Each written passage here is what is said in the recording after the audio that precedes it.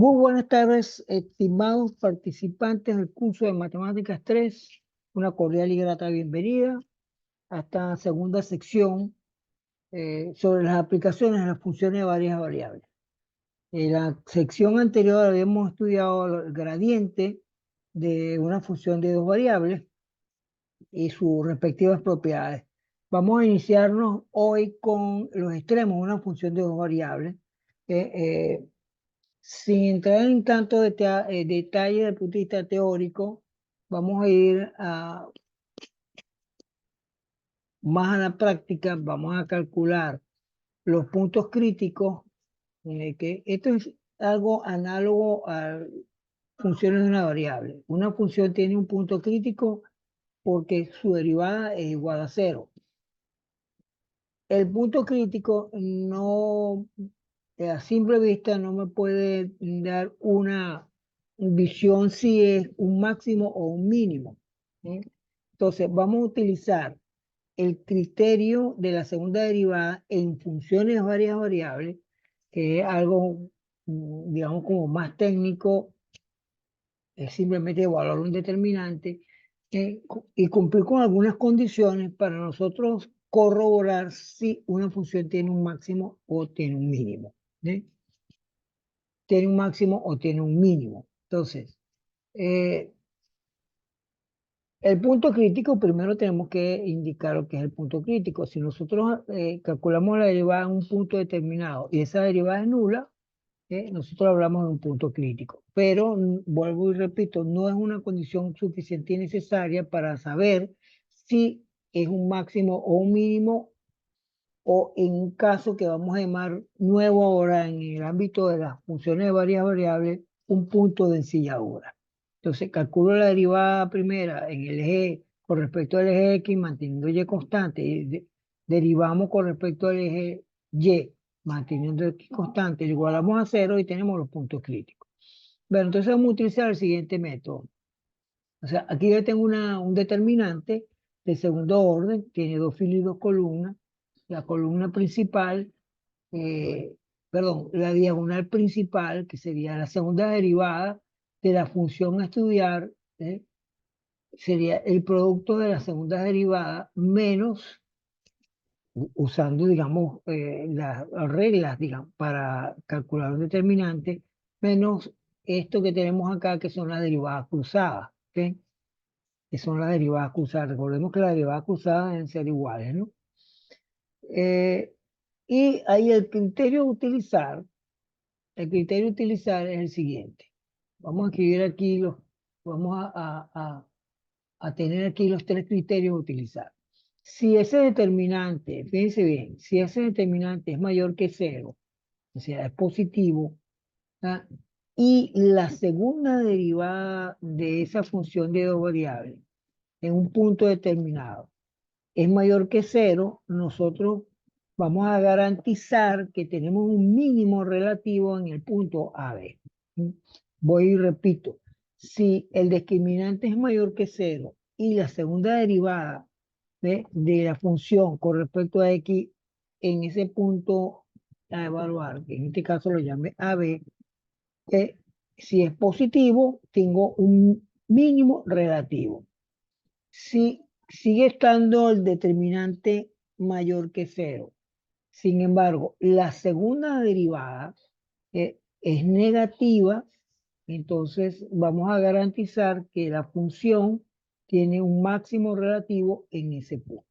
O sea, segunda derivada positiva, hay un mínimo.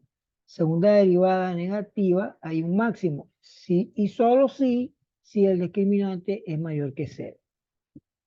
Si el discriminante me da negativo, si el discriminante me da negativo, yo voy a indicar que hay un punto de silla, un punto de ensilladura, como se llama.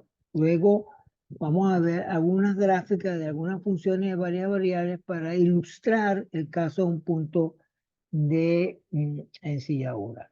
Y por último, el último caso que tenemos es que si el discriminante es igual a cero.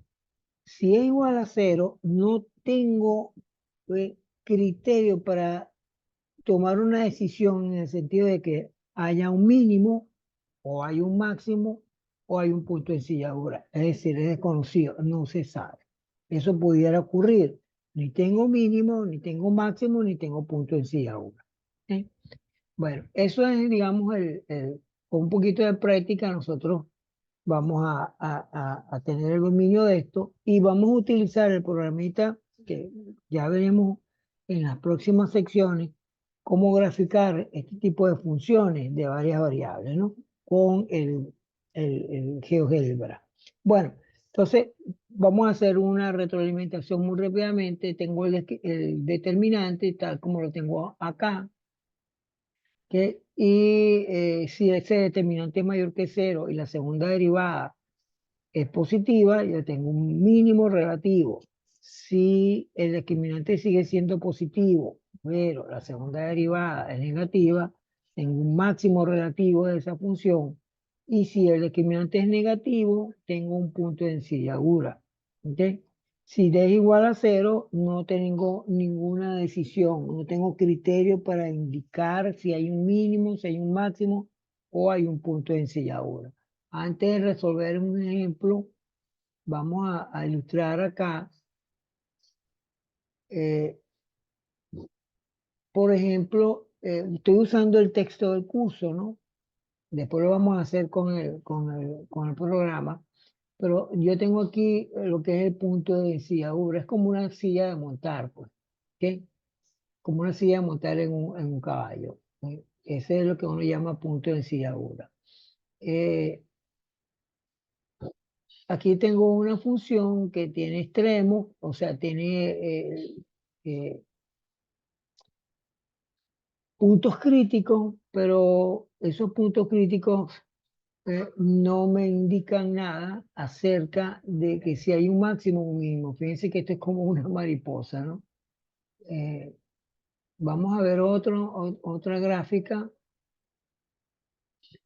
Aquí tengo una gráfica un poquito más compleja, por eso es que tenemos que utilizar un programa, cualquier programa de matemática, pero bueno, ya que tenemos el Geo, vamos a utilizarlo para poder graficar estas funciones que son, para hacerlas a mano, pues son bastante complicadas para llevarlos al plano, ¿ok? Para llevarlos al plano.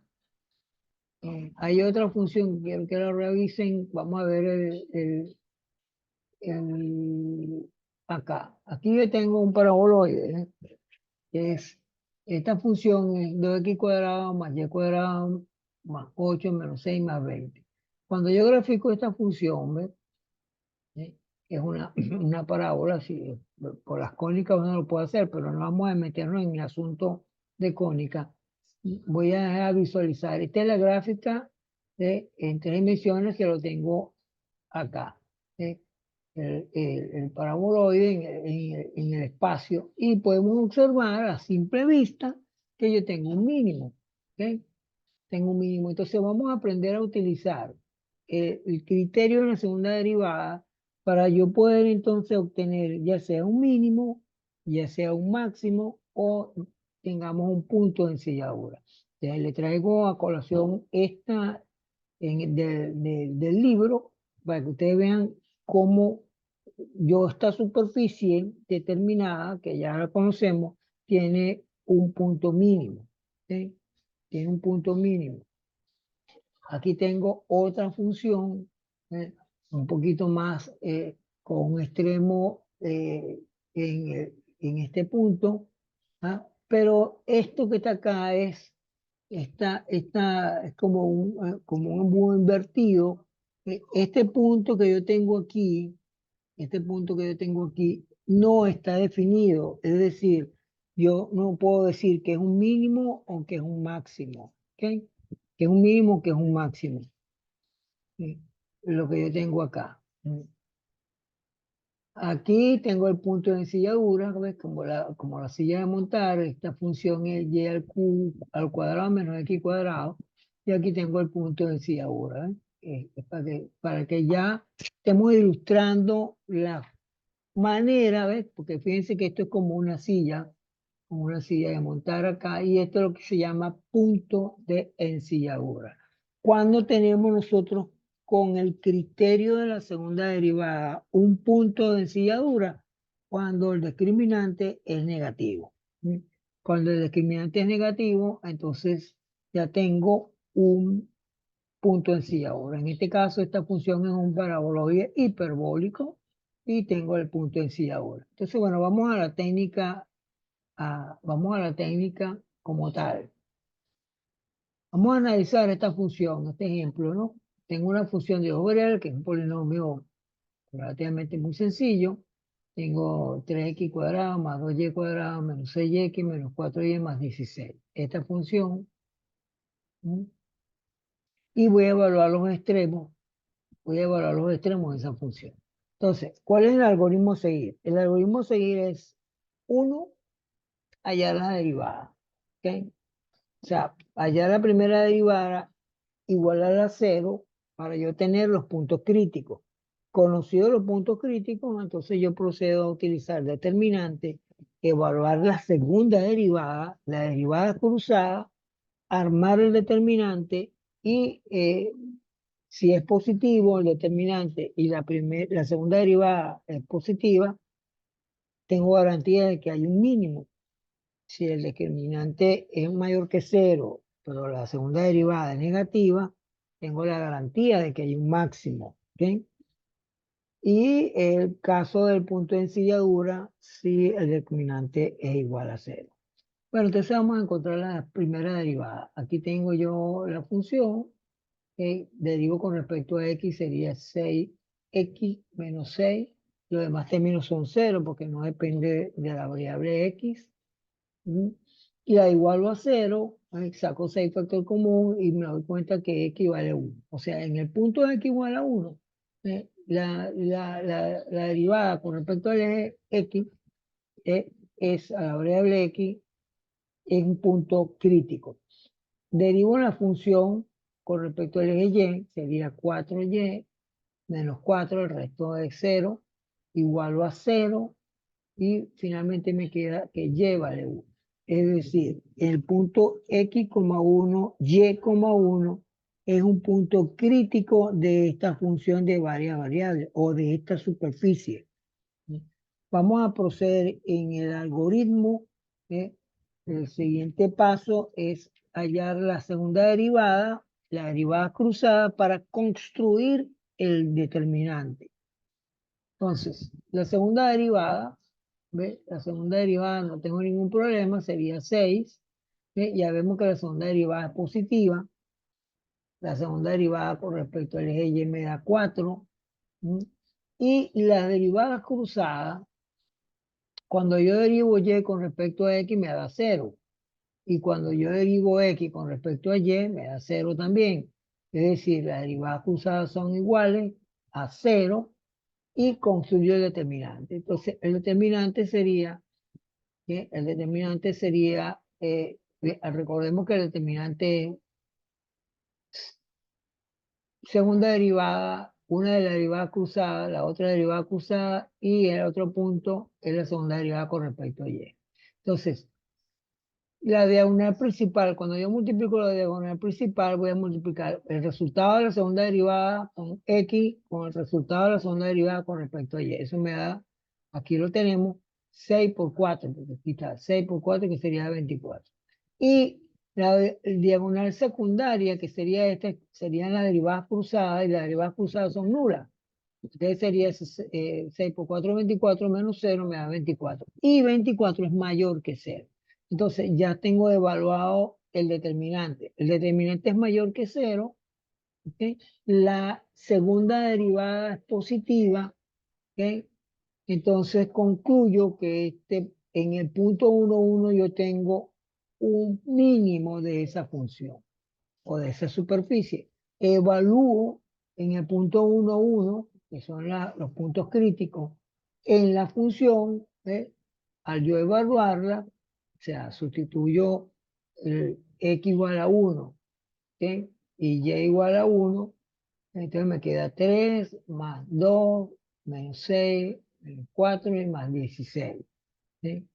Eso me da 11. ¿Ok? Entonces, el punto mínimo de esa superficie está en el punto 1, 1 y su respectiva, eh, eh, digamos, en el eje Z, ¿ok? Porque estos son X igual a 1, Y igual a 1 y Z igual a 11. ¿Ok? Este es el punto mínimo de esta superficie. ¿Ok? Ese es el punto mínimo de esa superficie. Vamos a hacer un segundo ejemplo. A ver, el ejemplo 2. Vamos a hacer un segundo ejemplo. La función h, x cuadrado menos 3xy menos y cuadrado. ¿Mm? Vamos a evaluar los extremos de esa función. Calculamos la primera derivada con respecto a h, que sería 2x menos 3y. Y la igualo a 0. Hallo la primera derivada con respecto a y, que sería menos 3x menos 2y igual a 0. Entonces tengo un sistema de ecuaciones. ¿Sí? Tengo un sistema de ecuaciones que resolver. Aquí sería 2x menos 3y y menos 3x menos 2y. Esta solución es la solución trivial. La solución trivial se llama la solución x igual a 0, y igual a 0. No hay otros valores que van a satisfacer este sistema de ecuaciones. Esto lo hacen ustedes o lo chequean posteriormente, ¿no? Entonces calculo la segunda derivada. La segunda derivada me da 2. La segunda derivada con respecto a y me da menos 3, menos 2. ¿Mm? Y la derivada cruzada, ¿ok? La derivada cruzada, si yo derivo esto con respecto a y, ¿no? Me queda menos 3. Y si yo derivo esto con respecto a x, me queda menos 3. ¿Ok? Entonces, armo el determinante. ¿Mm?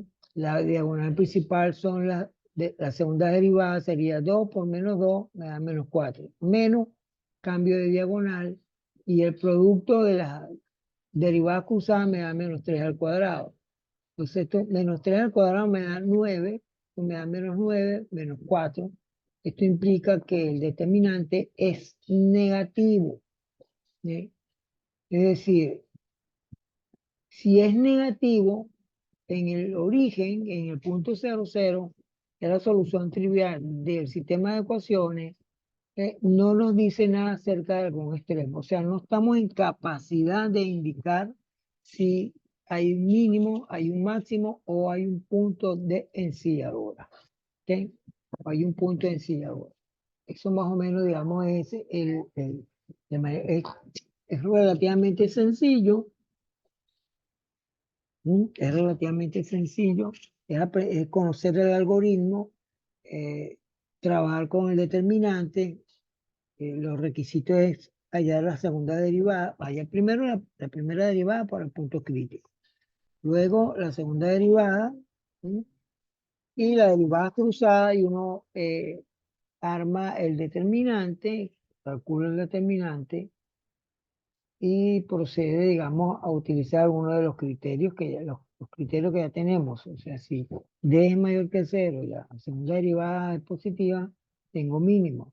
Si D es mayor que 0 la segunda derivada es negativa, tengo un máximo. ¿Sí? Eh, si D es negativo, entonces no tengo ningún criterio. Y si D, ¿ok?, es igual a 0, estamos en el punto de encilladura. Estamos en el punto de encilladura. Bueno, esto sería lo relativo a los extremos, ¿no?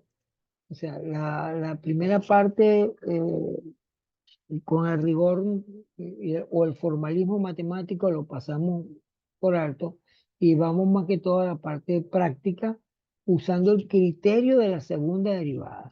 ¿Sí? El criterio de la segunda derivada. Bueno, con esto, digamos, en líneas generales terminamos el estudio de funciones de varias variables, ¿no? Es decir, las funciones de varias variables, como ya lo hemos visto en estos dos, en el curso anterior, en el lapso anterior, eh, es aprender a derivar funciones de varias variables, ¿eh? las aplicaciones que hicimos de las funciones de variables, como son los diferenciales, cálculo de errores, etcétera. ¿Ok? Eh, la regla de la cadena, es muy importante conocer la regla de la cadena, y el gradiente de una función, que fue lo que hicimos en la clase anterior, de una función de dos variables, las propiedades del gradiente, y por último, estamos trabajando los extremos de una función de dos variables. ¿Sí? Para iniciarnos en este último corte con las integrales, ¿sí? eh, integrales dobles, integrales triples de volumen y algunos aspectos de álgebra vectorial que los vamos a dar ya para el final. Eh, Esto quizás posiblemente ya lo ustedes lo estudiaron en curso básico. Vamos a hacer ahorita como que una introducción a integrales iterativas, una introducción a esas integrales múltiples, hoy, sin el rigor respectivo. Entonces yo tengo aquí eh, dos integrales, ¿no? Esta es la manera como nosotros lo vamos a denotar. Este elemento de X y de Y es un elemento de área. Después vamos a proceder a hacer esto con un poquito más de cuidado. Y tengo pues la función respectiva, que es una función f de x, y. Pues seguimos trabajando con funciones de dos variables. ¿Sí? Entonces, bueno, hay varias técnicas, no tiene nada de complicado. Eh, Uno aquí, lo aconsejable cuando uno va a resolver una ecuación de este tipo, una integral, que no tengo que calcular áreas en particulares, ni tengo límite de funciones, yo integro primero la más interna, ¿sí? La más interna. La más interna, esta segunda, es la integral que va de 0 a 2. Esta es la más interna. Y dejo la integral más externa, que la voy a resolver al final, después que yo proceda a calcular la integral más interna. Un polinomio relativamente muy sencillo. Yo voy a calcular con respecto a Y, ¿sí? Que es lo más interno que tengo, con respecto a Y. Entonces, aquí he omitido varios pasos porque es sencillo, cuestiones que ustedes ya conocen por el curso de Matemática 2. Cuando yo integro X diferencial de Y, su primitiva sería X por Y. Y cuando yo integro Y diferencial de Y, su primitiva sería Y cuadrado sobre 2, usando la U a la N, que es U a la N más 1 sobre N más 1. ¿Okay? Evaluada entre 0 y 2. Lo coloco aquí entre corchetes. Y la parte externa es el diferencial de la última integral. O sea, la última integral la voy a integrar con respecto a X. Esto lo evalúo, ¿okay? Esto lo puedo evaluar antes de hacer la integral. Tengo que evaluarla. A ver, el límite superior, el límite inferior. El límite superior sería, eh, aquí vemos cuando equivale 2, perdón, cuando Y vale 2, porque esto es con respecto a Y. Recordemos siempre eso. No puede confundirse. Y voy a sustituir la Y por 2. Yo pongo 2, entonces me queda 2X. Y vale 2. 2 al cuadrado es 4, entre 2 me da 2. Y el otro límite de integración sería menos, evaluar en 0, es obvio, ¿no?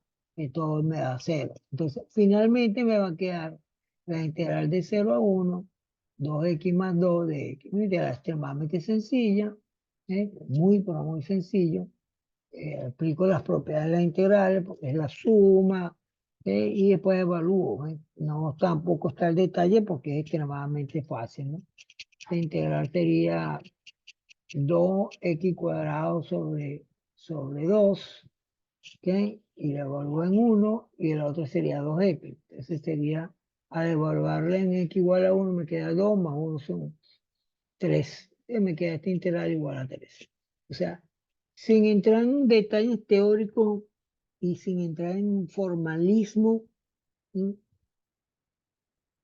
Con el conocimiento que yo tengo del curso de matemáticas 2, yo puedo resolver esta integral sin ninguna dificultad. ¿Sí? Sin ninguna dificultad. Aquí tengo una segunda integral, trigonométrica, por decirlo de esta manera. Fíjense, tengo la integral de 0 a pi medio, la integral de 0 a 1, de y coseno de x, diferencial de y, diferencial de x. Entonces, el de y, que es el de y corresponde a la integral más interna, ¿ok? Y el de x corresponde a la integral más externa. ¿Cuál es el algoritmo a seguir? Bueno, dejo la más que externa, ¿no?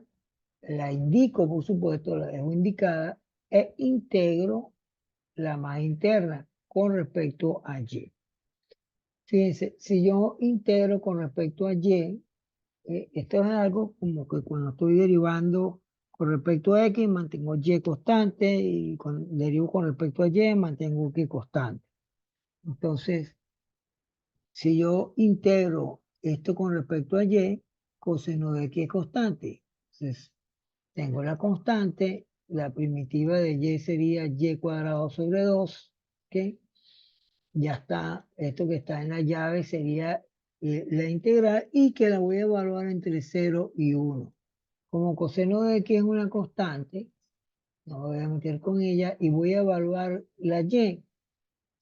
Sustituyo y por 1, me queda 1 al cuadrado, un medio, y el otro lado es 0. Entonces finalmente me va a quedar con respecto a la variable x, eh, un medio de seno de x que la voy a integrar, aquí me faltó el diferencial de x, y bueno, la voy a evaluar, ¿no? La integral del seno, la primitiva sería el coseno. Claro, si no recuerdan, pueden usar una tabla de integrales, no hay ningún problema. Y al evaluarla entre 0 y pi medio, eh, me va a quedar el seno. ¿Okay? Esta primitiva, esta primitiva del coseno, la integral sería el seno. ¿Okay? Porque cuando yo derivo el seno, tengo la función coseno. O sea, una primitiva de la función coseno es el seno. Eso es muy fácil. ¿Cómo sé yo qué es la función seno? Porque cuando yo derivo el seno, tengo el coseno. O sea, son la integración como proceso inverso de la diferenciación o la derivada, ¿no? Y evalúo para x igual a pi medio, el seno de pi medio vale 1, entonces 1 por 1 medio, y el seno de 0, que es 0. Entonces esta integral es igual a 1 medio. Tengo otra integral que aparentemente se ve un poco traumática porque cuando uno a veces ve las integrales y uno considera que quizás son muy complicadas, pero no, es solamente pura apariencia, ¿no? Igualito, ¿no? Iniciándonos con algunas integrales múltiples de una manera sencilla que son iterativas. ¿Sí? Dejo la integral más externa afuera, de 0 a 2, ¿sí? Y voy a integrar la más interna. ¿Ok? Voy a integrar la más interna. ¿Qué va a ocurrir con esta integral? Vamos a ver. ¿Sí? Entonces voy a integrar con respecto a x. ¿Sí? Voy a integrar con respecto a x porque fíjense aquí tengo de x y de y.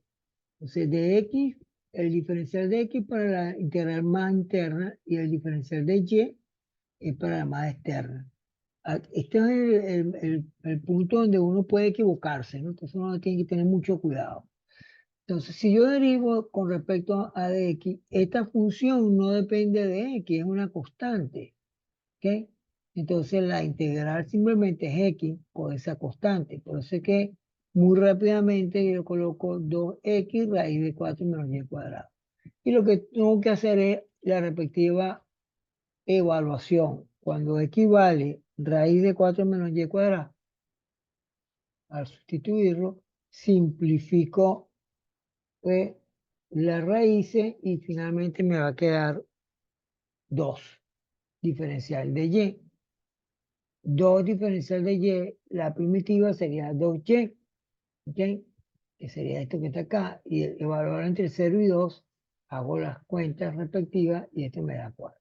Pero aquí tenemos 3 integrales que son relativamente sencillas. Hay otras integrales más, podemos hacer esta última integral, ¿sí? Que tiene que ver con la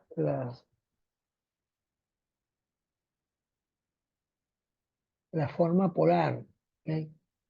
O sea, la integral de R de tita, ¿no? ¿Ok? De R de tita. Luego lo vamos a estudiar con un poquito más de interés. Bueno, aquí igualito, ¿no? Aquí, eh, por ahora, según lo que estamos haciendo es tener cuidado con quién lo voy a integrar primero. Y como ya hemos mencionado, la, comenzamos integrando la más interna de la y dejamos al final la más externa. Para la más interna es de R. Entonces la integral de R es R cuadrado sobre 2. Quita la primitiva, ¿ok? Evaluada entre 0 y 2 coseno de tita. Yo sustituyo el R por 2 coseno de tita, ¿ok? Al cuadrado. Entonces me quedaría 4, pero 4 entre 2 me da 2, me queda 2 coseno cuadrado de tita. Y esa integral, por supuesto, está entre 0 y pi medio, que es la integral más externa. Bueno, aquí nos podemos quedar pegados, pero bueno, utilizamos una... estas son situaciones que se pueden presentar que ustedes tienen que investigar un poco. La- Hay una relación trigonométrica que me permite a mí el coseno cuadrado de tita escribirlo como tita menos un medio del seno de 2, el ángulo doble. ¿Ok? Bueno, esa expresión que no la coloqué acá porque ustedes tienen que hacer algo, por lo menos investigar, buscar cómo se puede escribir el coseno cuadrado de tita en función del ángulo doble, así se llama. Escribir en función del ángulo doble, hago esta integral que es relativamente sencilla también, y esa integral es igual a pi medio. Bien. Bueno, voy a hacer una consulta. Aquí creo que hay un participante que es el amigo Roberto. Roberto, necesito que me digas si se está compartiendo la pantalla y tienes un buen audio, por favor. Aló, profe, ¿se me escucha? Sí, ya te estoy escuchando perfectamente. Sí, sí, se está compartiendo, La se ve pantalla, perfecto y el audio se escucha bien. muy bien, muchas gracias. Bueno, voy a terminar para no hacerlo tan largo. Voy luego, vamos a dejar de compartir. Yo no sé, tú entraste un poquito más tarde, es la única persona que está acá. Si tienes alguna duda, vamos a aprovechar estos minutos para, si tienes alguna situación que preguntar. Mm, Claro, no, no tengo ninguna duda por los momentos. bueno, claro, no he dicho nada complicado, todo es sencillo. Por supuesto, uno tiene que agarrar Solo, ahora el archivo, hacer los ejercicios que están hechos en el texto, los ejemplos del libro y ponerse a practicar un poco, ¿entiendes? ¿Bien? ujú. Y bueno, si tienes alguna dificultad posteriormente a eso, tú me escribes por Telegram o me escribes por la plataforma o me escribes por el Team y yo te respondo en el acto. ¿Eh? Tú eres de ingeniería, supongo. Sí, ingeniería. Ingeniería que mecánica. No, sistema. Ah, de sistemas. Bueno. la gente de mecánica y los otros que son los que deberían de estar más entusiasmados nunca aparecen. Ya está programando, ya programas en Python. Sí, Ponte a, sí, pro- sí. Y ponte a, en C++. pro- ponte a programar, no le hagas caso a más nadie y te pones a programar porque ese es el futuro. Ustedes tienen una buena, sí, ustedes tienen una buena. Claro, ¿qué va a ocurrir, Roberto? Que los estudiantes le preguntan a uno, bueno, pero ¿y qué vamos a hacer con tanta matemática y tanta cosa? ¿Qué va a ocurrir? Que el programador, ¿ve? Su lógica y la forma como va a resolver determinada situación, problema, ¿ve? Hay gente que es innata en programación, que no amerita de tanto porque es muy inteligente, etcétera. Pero hay otros que requieren de un entrenamiento. Entonces, el entrenamiento para un ingeniero del sistema es eso, entrenarlos en el área de matemática, porque yo acabo de comentar ahorita unas palabras, dije el algoritmo, y ya tú sabes perfectamente lo que es un algoritmo. Son esos pasos que tenemos que tener nosotros en la mente para uno resolver determinada situación, problema, ¿ves? Entonces Ujú. uno se va entrenando. O sea, cuando tú resuelves una integral o cuando tú resuelves un problema de matemática, tú estás entrenándote, y tú estás programando, en otras palabras. Pero claro, no estás usando un lenguaje como tal de programación, pero te estás programando mentalmente de cómo lo vas a hacer. Eso es lo que los estudiantes no comprenden, ¿ves? Ellos no comprenden porque, bueno, no hay la suficiente madurez, no entiendo. No, sí, pero es que la matemática es como una base para desarrollar ese Entonces, conjunto como de porque operaciones. cuando tú vas a programar, cuando tú empiezas a programar, vas a utilizar vectores, vas a utilizar la matricial, vas a utilizar Ujú. una cantidad de cosas que son herramientas que tú tienes que conocer, ¿ves?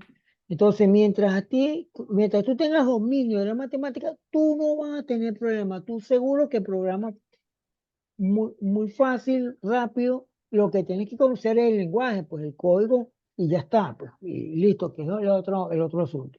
Bueno, el examen, las evaluaciones las voy a hacer ya la próxima semana, porque estamos haciendo esta clase más seguida.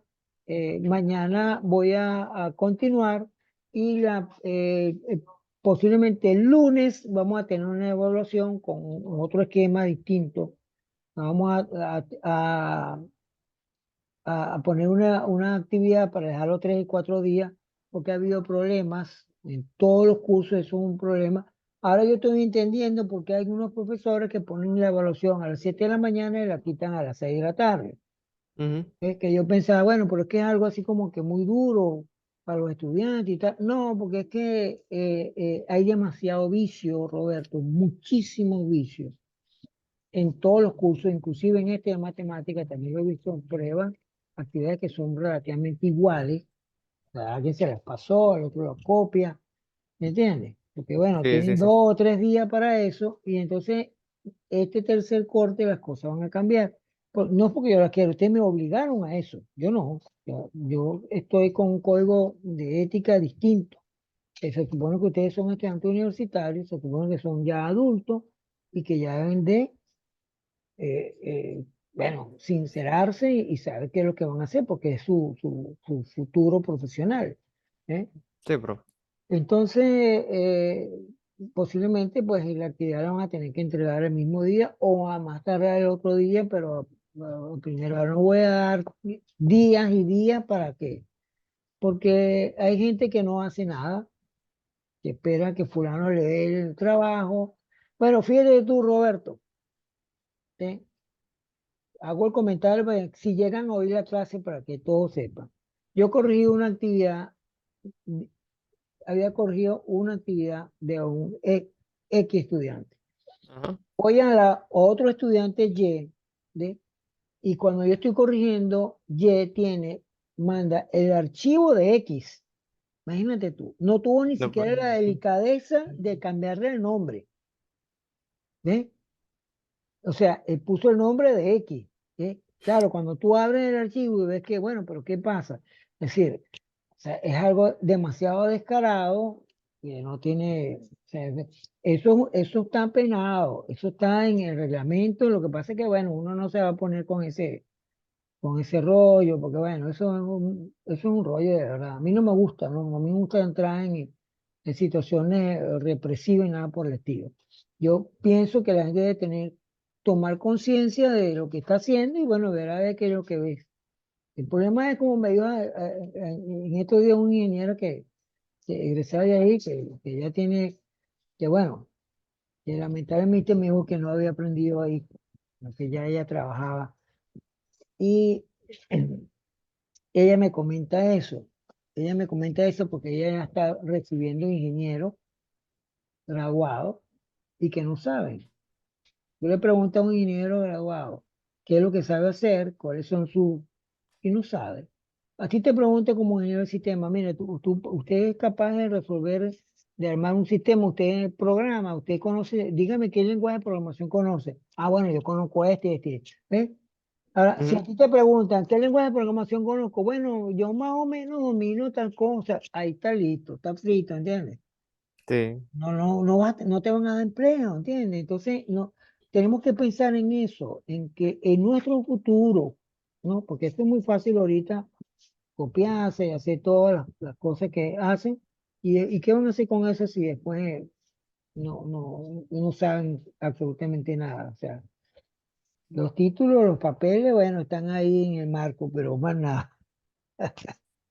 sí, Eh, sí. Es que de nada vale copiarse de los programadores si no sabes mínimo la base de lo que estás Claro, claro. haciendo. Pues en programación también, claro, mucha gente ya coloca, bueno, tú buscas, hay por 200 programas en Python ya hechos, ¿me entiendes? Y Ujú. bueno, tú los copias y los corres y tal, qué bueno. Claro, pero puede ser que tú tengas un problema determinado en tu trabajo, que tú tengas que resolver, ¿ves? Y que no lo puedes resolver porque lo buscas y no está. Entonces ahí es donde se te pone la cosa chiquita, ¿eh? Entonces, bueno, tienes que sentarte a programar, o sea, lo mínimo, ¿entiendes? Bueno, valió la pena la conversa. Que tengas una feliz tarde. Agradecido notablemente, Roberto, por tu No, participación. igualmente, profeta. También me ¿Sí? parece bien que coloque los trabajos de un día y Sí, sí, mismo no, día para una porque fecha determinada, determinada para que así, no estén con eso. para que no estén con eso. Ok, Roberto, bueno, que tengas una feliz tarde y posiblemente yo voy a publicar, porque son muchos cursos que tengo, no sé si mañana o pasado mañana la próxima sección, ¿ok? Ujú. Saludos, saludos pues. Gracias, profe. Chao, Feliz tarde. igualmente.